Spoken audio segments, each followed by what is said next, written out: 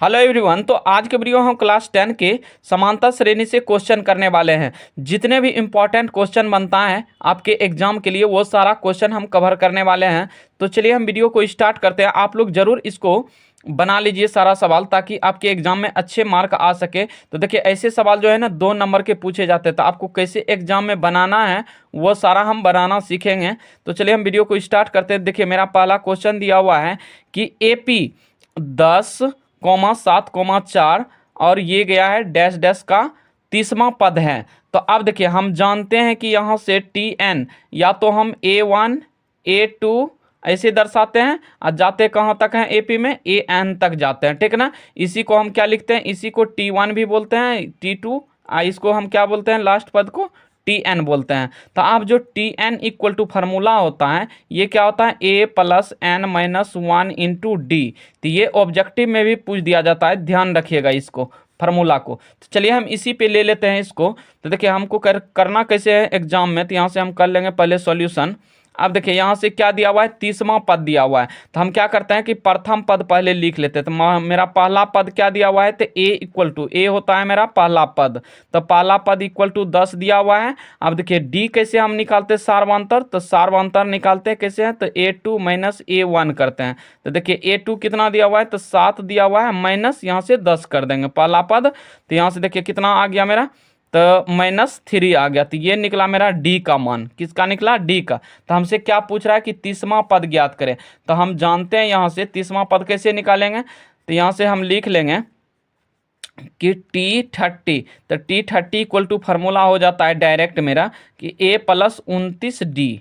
चलिए इसी पे मान रख दीजिए। तो यहाँ से हो जाएगा, देखिए तो A का मान कितना है, 10 है। तो यहाँ से 10 पुट कर लेंगे, उसके बाद 29 गुना यहाँ से देखिए कितना निकला है, यहाँ से मेरा D का मान -3। तो यहाँ से -3 से गुना कर देंगे तो कितना हो जाएगा, इसको सॉल्व कर लीजिए। तो यहाँ से हो जाएगा देखिए 10, आप यहाँ से हो जाएगा माइनस, हो जाएगा माइनस प्लस माइनस हो जाएगा गुना करने पे। 29 या कितना हो जाएगा, तो चलिए यहाँ से 9 × 27 हो गया, 3 × 6 = 2 8 87 आ गया। तो अब जो इसका आंसर आ जाएगा, तो ये कितना आ जाएगा, -77 आ जाएगा। तो अब देखिए ये कौन सा पद निकला, तो ये मेरा T30 पद मतलब 30वां पद मेरा निकला। तो -77। तो यही पूछ रहा था कि 30वां पद क्या हो जाएगा, तो -77 यही आंसर हो गया। चलिए हम अगला क्वेश्चन देख लेते हैं। चलिए तो इसी में देखिए दूसरा टाइप क्वेश्चन इसमें पूछा है कि AP 3,8,13,18 डैश डैश का कौन सा पद 78 है। तो चलिए इस बार जो है ना N का मान पूछ रहा है कि कौन सा पद 78 है। तो यहाँ से देखिए लास्ट टर्म दिया हुआ है मेरा 78 टोटल, ठीक ना। अब देखिए इसका जो है ना कैसे हम सॉल्यूशन करेंगे, तो यहाँ से लिख लेंगे हम सॉल्यूशन। अब देखिए यहाँ से दिया हुआ है कि AP में, तो यहाँ से हम जानते हैं कि पहला पद कितना है, तो पहला पद जिसको हम A बोलते हैं, तो A इक्वल टू यहाँ से दिया हुआ है कितना, 3 दिया हुआ है। तो सार्वअंतर हम कैसे निकालते हैं, तो सार्वअंतर D हो गया मेरा। तो D निकालते हैं, A2 - A1 करते हैं। तो देखिए A2 कितना है, तो 8 है। तो 8 - 3 कर लेना है। तो यहाँ से निकल गया D का मान, तो 5 निकल गया। तो D इक्वल टू निकल गया मेरा 5। अब D निकल गया। अब क्या करना है हमको कि यहाँ से पूछ रहा है कि कौन सा पद 78 है। तो यहाँ से हम निकाल लेंगे TN इक्वल टू, जानते हैं कि इसका फार्मूला आता है A+N-1 × D होता है। तो चलिए हम इसी पे पुट कर लेते हैं। तो देखिए लास्ट टर्म यहाँ से मेरा दिया हुआ है 78 है। तो 78 यहाँ रख लेंगे। TN इक्वल टू यहाँ से A का मान कितना है, देखिए A का मान 3 है, अब +N-1 काहे कि N अभी हमको पता नहीं है। तो यहाँ से N-1 इक्वल टू D कितना निकला है, तो यहाँ से 5 निकल गया है। चलिए इसको सॉल्व कर लेते हैं। देखिए 3 को इस साइड ला लेते हैं। तो 78 - 3 इक्वल टू कितना हो जाएगा, इसको गुना कर लीजिए। तो 5N और -5 × 1 तो 5 हो गया। अब देखिए इसको क्या करते हैं कि 78 में से 3 घटा लेते हैं, तो 75 हो गया। अब 75 इक्वल टू 5N - 5 हो गया। तो देखिए नंबर वाला को इस साइड ला लेते हैं। तो इधर माइनस है तो इस साइड लाएंगे तो क्या हो जाएगा, प्लस हो जाएगा। तो यहाँ से लिख लेंगे 75 + 5 इक्वल टू 5N हो जाएगा। तो अब देखिए जोड़ने के बाद कितना हो जाएगा, तो 80 या बराबर 5N हो गया।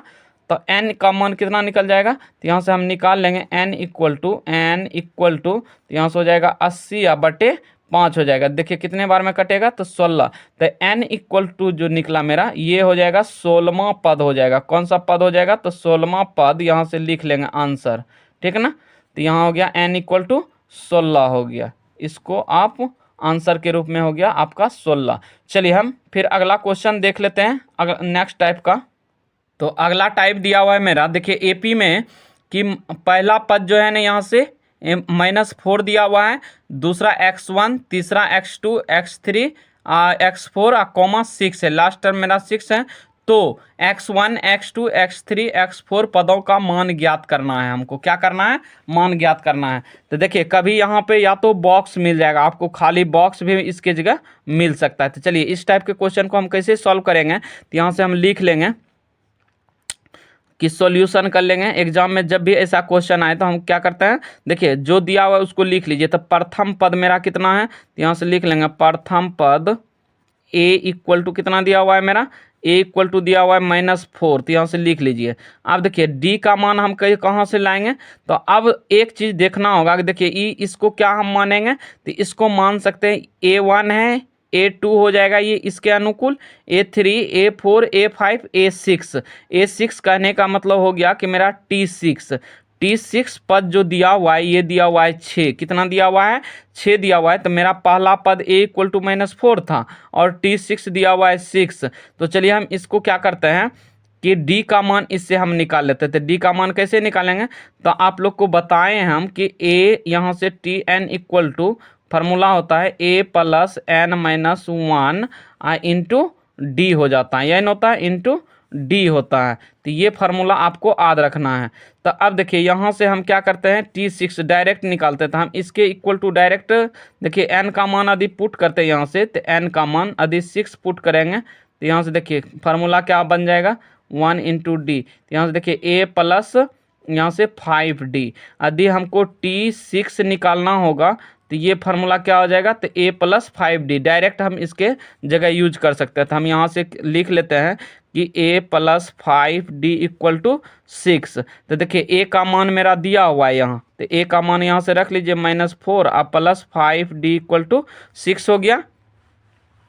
तो चलिए हम इसको क्या करते हैं, a को इस साइड भेजा देते हैं। तो यहाँ से हो जाएगा d इक्वल टू 6 प्लस 4 हो जाएगा, तो 5d इक्वल टू 10 हो गया। तो अब d का मान निकालेंगे तो d इक्वल टू कितना हो जाएगा, तो 10/5। तो यहाँ से हम लिख लेंगे 10/5। तो ये 2 बार में कट गया, तो d का जो मान निकल गया मेरा, d इक्वल टू हो गया, देखिए तो d इक्वल टू 2 आ गया। तो ये d का मान निकल गया, a का मान निकल गया। अब हमको क्या पूछ रहा है कि पद का मान, तो x1। तो x1 किसको माने हैं, यहाँ से देखिए x1 इक्वल टू हम क्या लिख सकते हैं, a2 लिख सकते हैं। तो a2 देखिए a2 इक्वल टू हम फॉर्मूला क्या लिख सकते हैं कि a प्लस डी हो जाएगा। यदि a3 निकालना होगा तो क्या हो जाएगा, a प्लस 2d हो जाएगा। यदि a4 निकालना होगा तो क्या हो जाएगा, a प्लस 3d होगा। इसी तरह हम आगे बढ़ते जाएंगे। तो देखिए यहाँ से हो गया x1, x2 equal to x3 equal to, और यहाँ से x4 यदि निकालना होगा तो क्या हो जाएगा, x4। तो x4 हो जाएगा, देखिए तो x4 इक्वल टू यहाँ से a5 इसके लिए निकालना होगा, तो a प्लस 4d। तो चलिए सभी का मान पुट कर दीजिए यहाँ पे।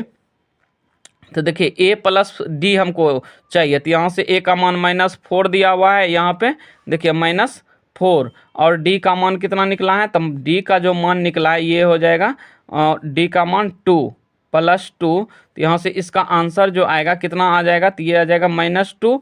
तो देखिए a2 का मान कितना निकल गया, -2 निकल गया। अब उसी तरह से अब देखिए यहाँ से हो जाएगा a -4 हो जाएगा, 2 गुना 2 करेंगे तो कितना हो जाएगा, 4।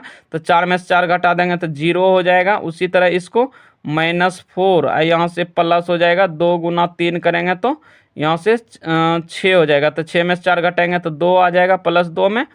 अगला देखिए, अगला हो जाएगा -4 आप प्लस 2 गुना 4।